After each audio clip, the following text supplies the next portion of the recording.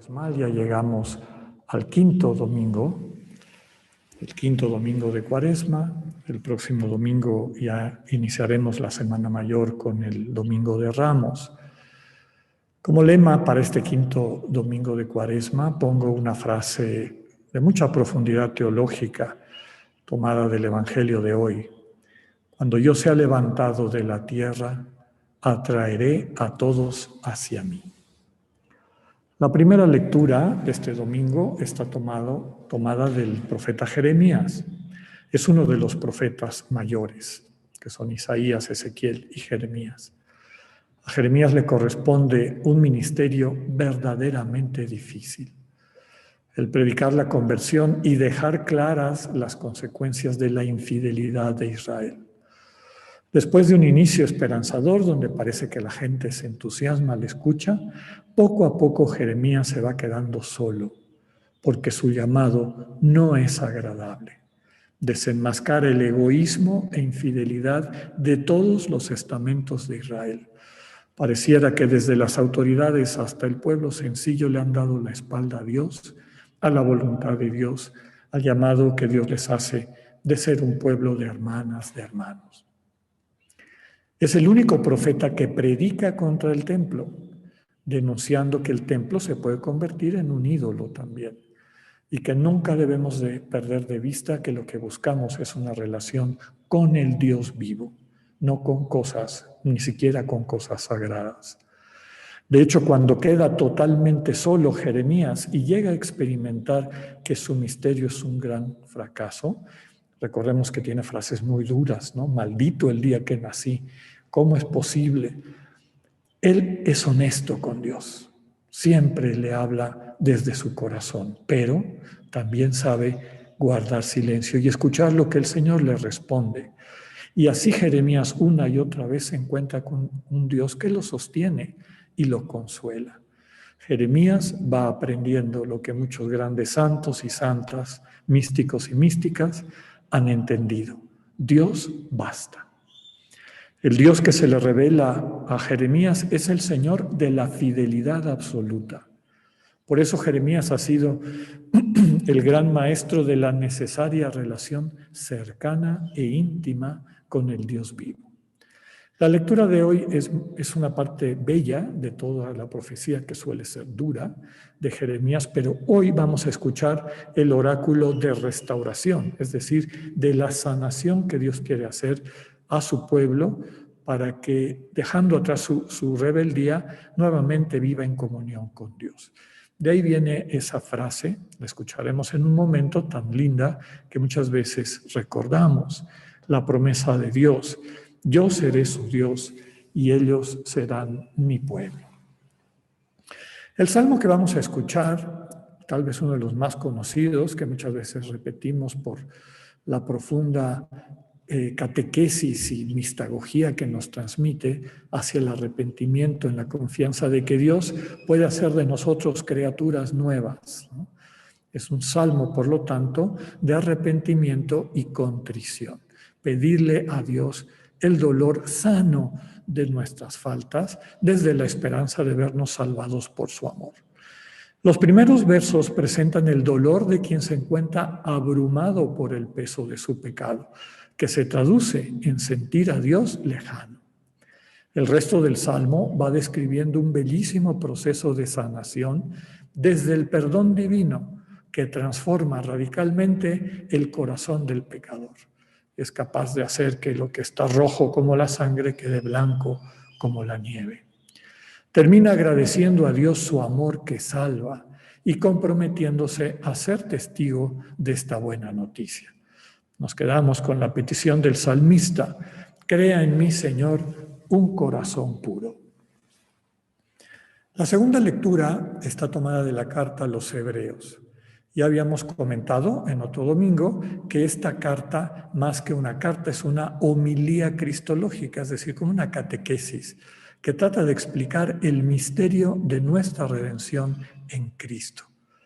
Si bien es poco probable que hubiera sido escrita por Pablo, como algunos de los otros textos del Nuevo Testamento que se le atribuían, tradicionalmente a Pablo, Sí podemos decir que está en consonancia con toda su teología y su experiencia de Dios. Básicamente, subrayar que Dios nos redime en Cristo por medio de la entrega de su vida en la cruz para darnos vida.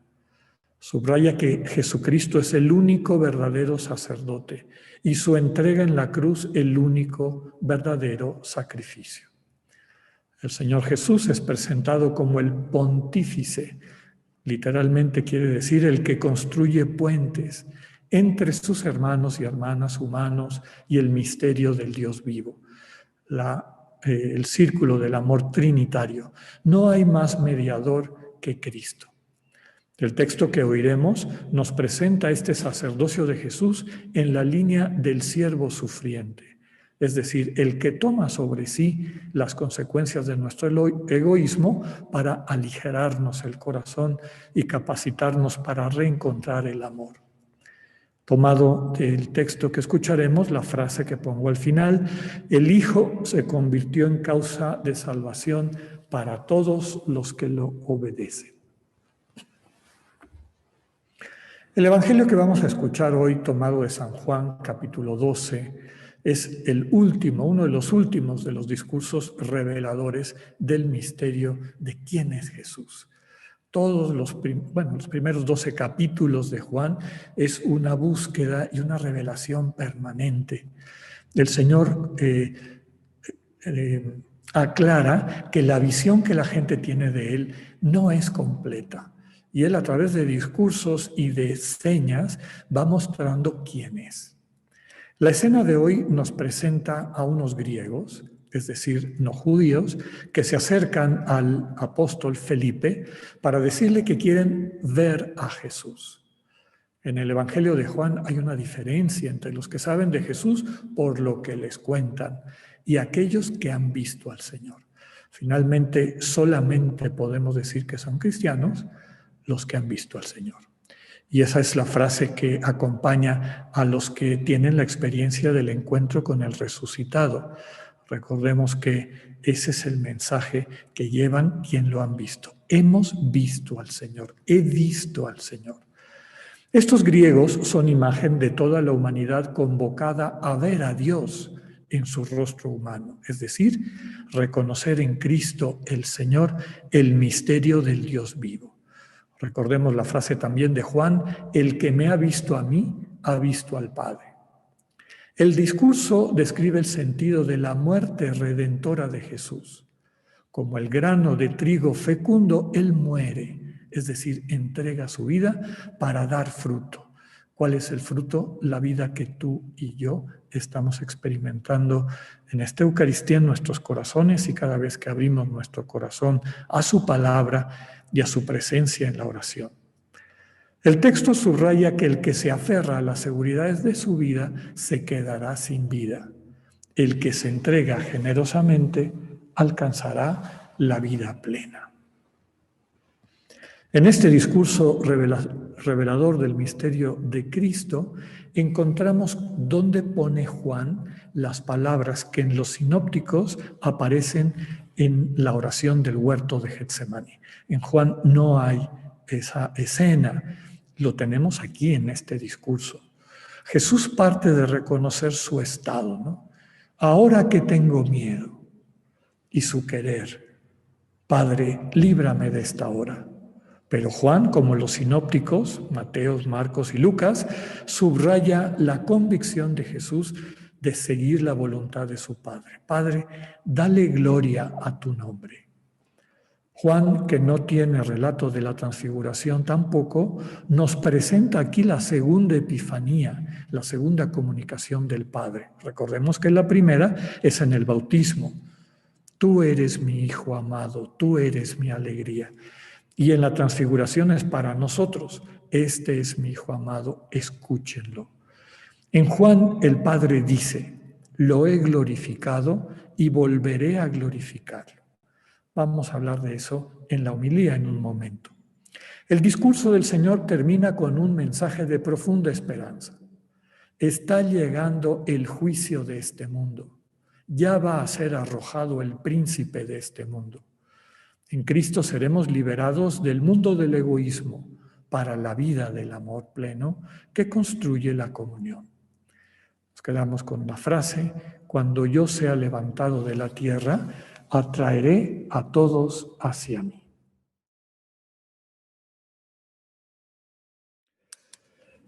Las lecturas de este día, sobre todo el Evangelio, nos presentan en la versión de Juan dos eventos importantes en la vida del Señor, que los sinópticos nos ponen alrededor del espacio del tiempo que estuvo el Señor en exilio con sus discípulos, y les pregunta: ¿quién dice la gente que soy yo? ¿Quién dicen ustedes que soy yo?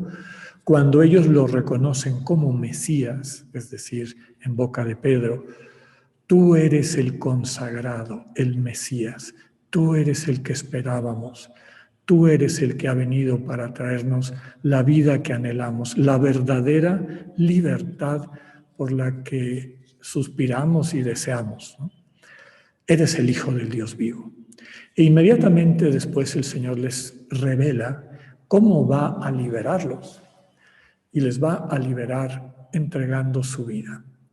Es decir, asumiendo sobre sí, como hemos dicho muchas veces, las consecuencias del mal y del pecado.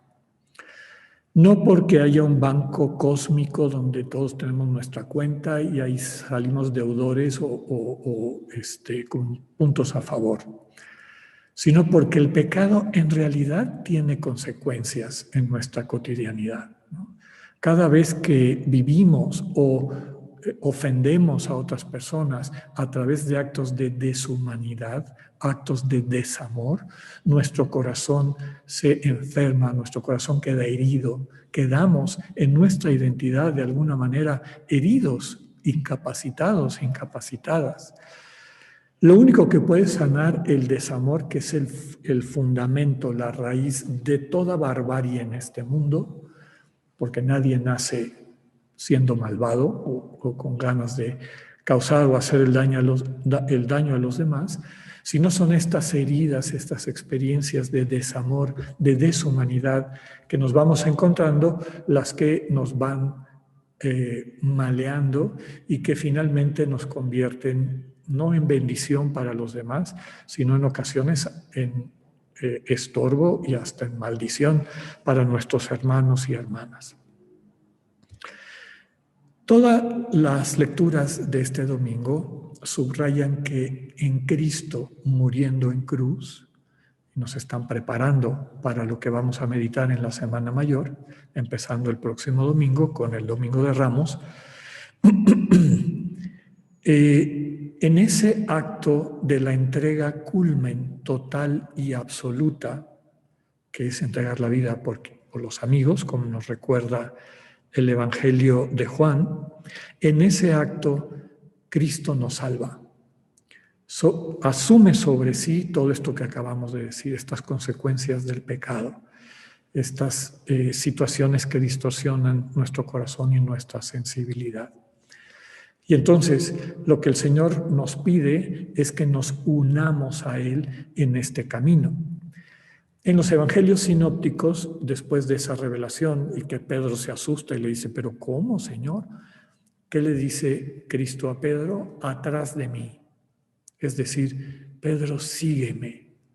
Cada vez que Pedro pierde el rumbo, el Señor es lo que le dice: Pedro, sígueme. Confía en mí. Ponte en mis manos, no te vas a arrepentir. Y seguir al Señor Jesús, Él lo pone ahí en un discurso, es tomar nuestra cruz.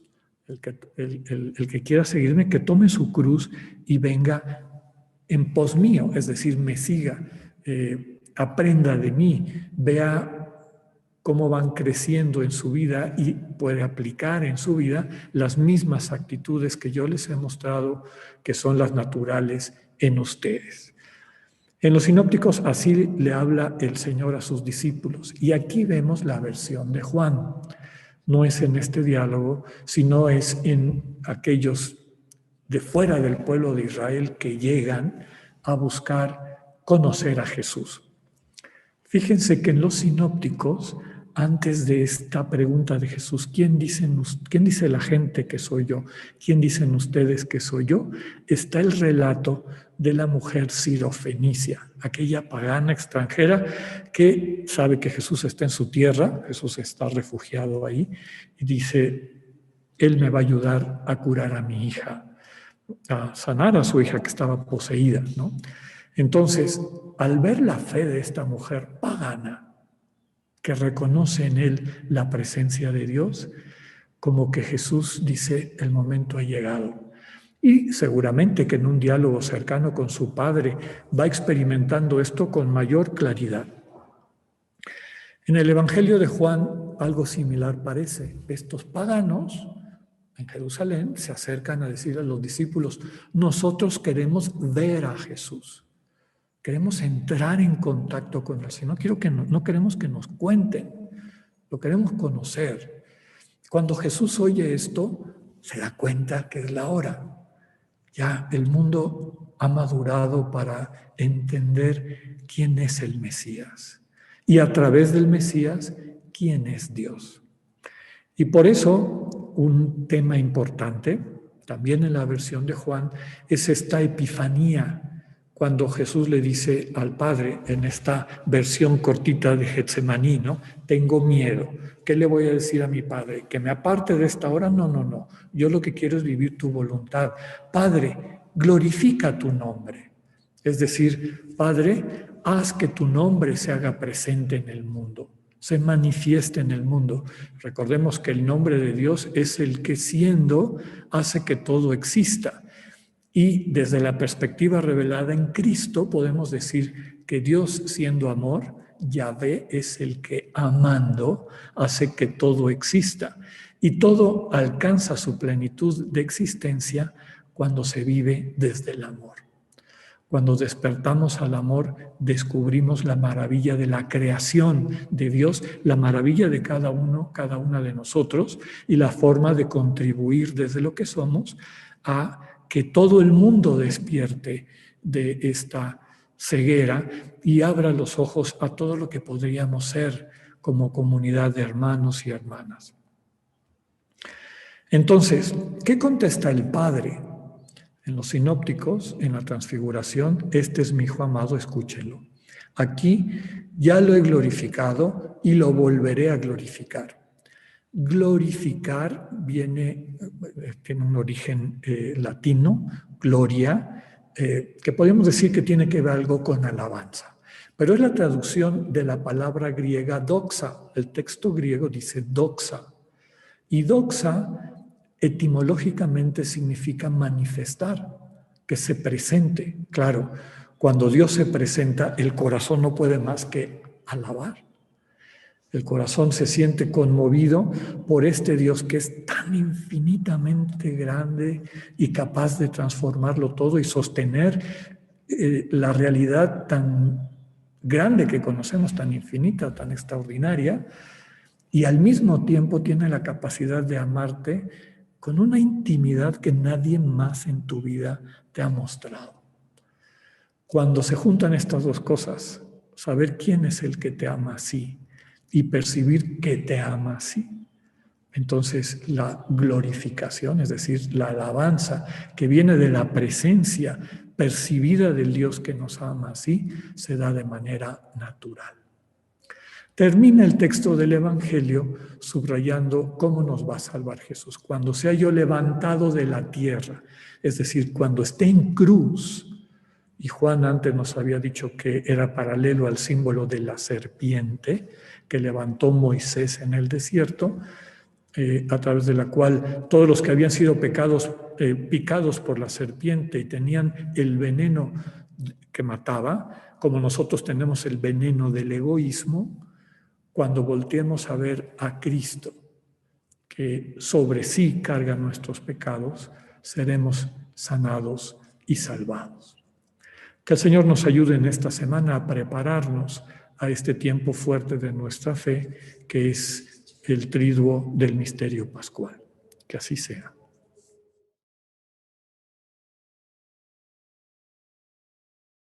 Gracias. Nos quedamos con esta certeza. de que el amor de Dios que se manifiesta en su intimidad en nuestros corazones es el que nos va a mover a reconocerlo también en nuestros hermanos y hermanas y a vivir en un mundo sostenido por el amor. Que el Señor nos ayude en esta semana a prepararnos a acoger ese amor que da una vida nueva. Dios con ustedes, que tengan un buen día.